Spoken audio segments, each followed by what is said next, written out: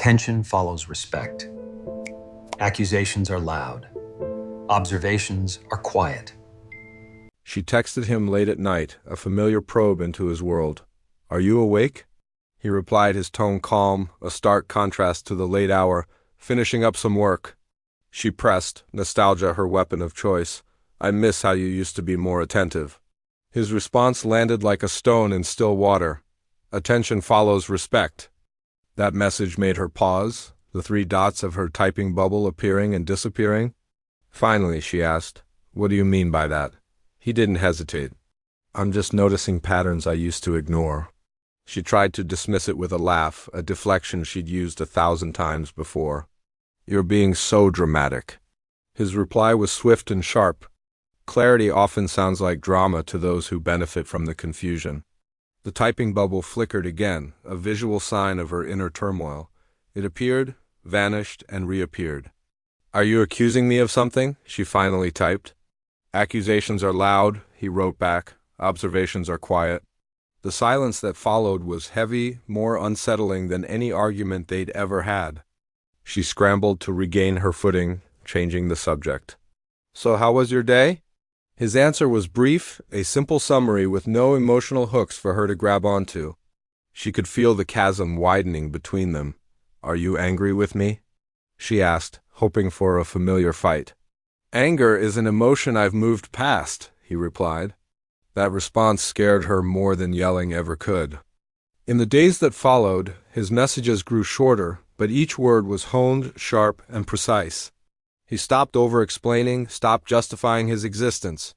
In a strange reversal, she found herself checking in more often, sending messages into a void, waiting for his reply. He responded when it was convenient for him, not immediately, not out of obligation. The power dynamic had completely flipped.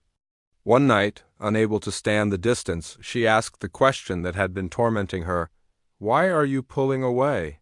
His answer wasn't about her at all. "I'm not pulling away," he said. "I'm stepping forward into myself." Feeling the control slip through her fingers, she lashed out.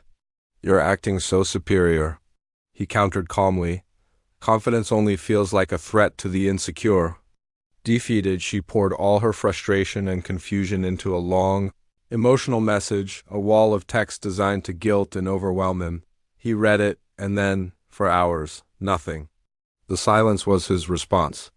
When he finally did reply, his words were calm, direct, and devastating. "I know about the other man." Her world tilted. Panic was her first response, a flurry of denials typed with trembling fingers. He didn't argue. He just replied with details, small, specific things he never should have known. Her denial crumbled, collapsing into a pile of excuses. "It meant nothing," she pleaded. He simply replied, "Things that mean nothing don't require secrecy." She begged him to talk in person, to meet, believing her presence could charm her way out of this. "Words reveal more when they're written down and can't be taken back," he said, denying her that stage. "I felt neglected," she tried, shifting the blame. His response was a final, brutal truth. Neglect doesn't justify betrayal. That single line broke something in her. The carefully constructed reality she had built began to shatter. "I underestimated you," she admitted, her voice finally small. He replied, "You underestimated yourself too." A new fear crept in. "Are you planning to get revenge?" she asked, imagining some elaborate, painful scheme. "Revenge is for the emotional," he said. "I'm focused on strategic growth." She sent him tearful voice notes, desperate pleas he never even opened. She watched from a distance as he continued his life, his routine completely undisturbed by the storm raging within her. He was changing, evolving, all without her permission.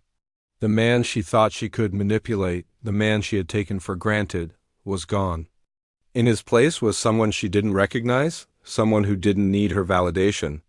"Do you still love me?" she asked, a last-ditch effort to appeal to the past. "Love without respect is just attachment," he replied. That truth hit her harder than any angry outburst ever could have. She tried to regain control through guilt, a tactic that had always worked before. But he simply refused to engage. His silence became his strongest weapon, a wall she could not break through. For the first time, she felt truly exposed, completely powerless. Her friends had noticed the shift in him before she did. He carried himself differently, with a quiet confidence that needed no announcement. There was no more chasing, no more pleading, no more desperate attempts to win her affection. Finally, stripped of all her old tricks, she asked a simple, honest question, "What do you want from me?" He replied with 2 words, accountability and space. "Can I fix this?" she asked, a sliver of hope remaining. "Fixing this," he said, "would require you to surrender the art of manipulation." "I'm not sure you know how." He was right. And his next words made it clear, "That's your work to do now."